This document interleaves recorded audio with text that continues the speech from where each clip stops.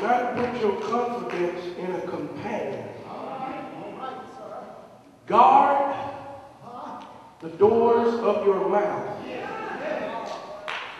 from her who lies in your bosom. For son dishonors father, daughter rises against her mother, daughter-in-law against her mother-in-law. Conclusion is that a man's enemies are the men in his own household. Therefore, I will look to the Lord. I will wait for the God of my salvation. And God He'll hear me. You may be seated. I want to talk about how to handle a family feud. I got a problem with this because when you say when you say dysfunctional family, it means that there's a family that's functional somewhere. And if you think you're not a functional family, I hate to buzz your bubbles, but that has not been a functional family since Genesis chapter 1. Let me say that. In the beginning, God created the heaven and the earth, and that was Adam and Eve, and they were functioning just fine. But when Satan crept in, their house became a dysfunctional family. I don't care how white your dress is, how big your Bible is, how long your cross is, how many jumps you get, how holy your hands can be raised, whether you can say a kurumatana or yabba dabba do, it does not matter to me. Your life is filled with some dysfunction. All of us are messed up. I wasn't going to say it, man, because you don't want nobody to know you messed up.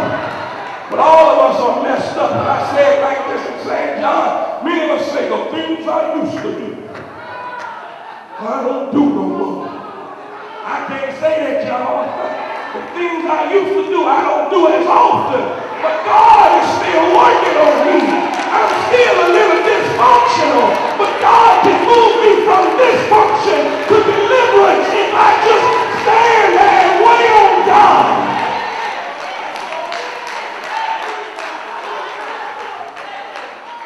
Dysfunction. I know we got a bad problem because we like to point out other folks' dysfunction. Y'all say amen. That's why I said don't put your confidence in your friends. If some of them think they ain't dysfunctional, they dysfunctional, you just ain't found out yet. Amen. You got to be wise of people who point out the skeletons in your closet. Always tell people, folks who point out skeletons in your closet mean they just got a cemetery in there. I knew y'all wasn't going to say amen. You don't want nobody to know you messed up. But all of us messed up. Some of the places we used to go, we still go. Just not on Sunday night. Hello, somebody. Some of the things we used to do, we still do. Amen. Just not around church folks. Somebody ought to help me right here. But we're still dysfunctional. And it's kind of like, just like 59. I see the signs every time. I get tired driving down 59. But when I see the signs, I see men at work under construction. And that's just like my life. No, I ain't the way of all the people now under construction. No, I ain't where all the people. The man's still working on me. And when God gets through with me, I shall come forth. I'm dysfunctional. I'm messed up. And let me bust your bubble. You can have two parents in the house and still be dysfunctional. Oh, a lot of people believe because they have nice houses. But we're blessed, Pastor. We're blessed. Oh, we're blessed, Lord. A beautiful house don't make a home. A Rolex watch, some people still wear it, time passing on by. You done paid your reliant energy bill, some folks still living in the dark. It's because we're living in dysfunction and have not connected to God.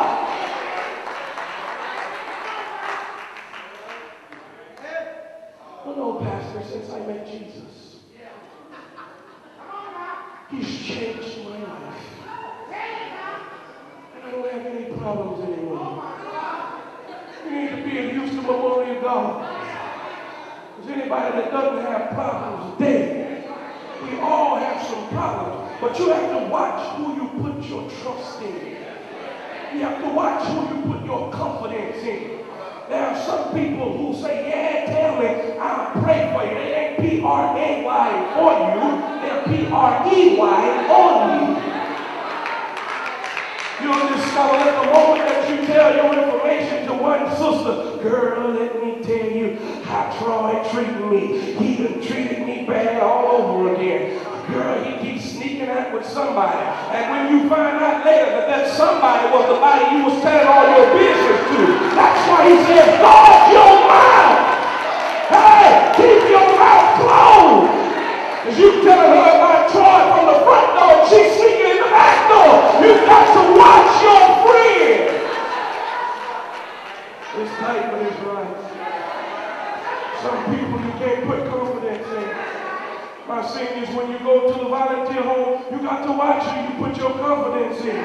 They'll steal your crochet needle. They'll steal everything you've been working with. They'll take your, I'm going to reach everybody here today. You've got to be careful who you put your confidence in. And you got to watch folks who always want you to tell them about your problems and they ain't never offering nothing about their problems. It's because they just need a new gossip column. And you'll look and discover that when you need them, they looking at the caller ID. I ain't talking to her. She want to know what's going on. I ain't talking to him. No, don't put your confidence in man. Man, I let you down. But the reason a lot of people get in trouble is because they can't count who lies in their bosom. Son dishonors the father. Daughter rises against her mother.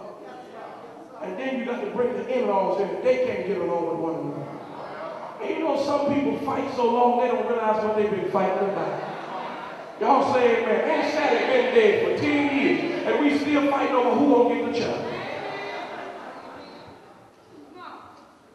When folk die, we want to know who bought that for her. I want my stuff back. I bought it for her. I ought to get it back. We're fighting one another and going nowhere. Micah, the prophet, is in a bad situation.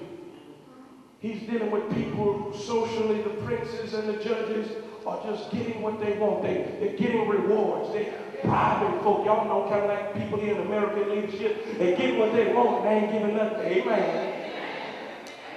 They even steal elections. Amen.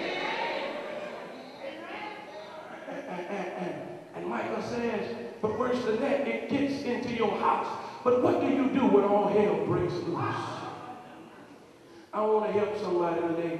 The first thing you need to do is focus. Focus your attention on the Lord. If they can't help you, quit looking at them. Don't look at people, look at God. Amen. He's the one who has the power to bring you through whatever your situation may be. Nobody knows your hurt. Nobody knows your pain. Nobody knows what you go through. Nobody knows the tears you cry. Nobody knows the floor that you walk night after night after night. Nobody knows the pain that your body is in. Nobody knows the depression that your mind is in. Nobody understands why you sit by yourself and talk to no one. Nobody but God. But I've come to tell you, he does know and he can handle your situation.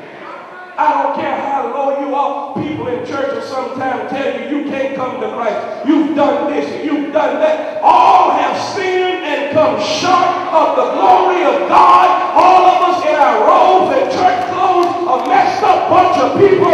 You can come to Jesus just as you are.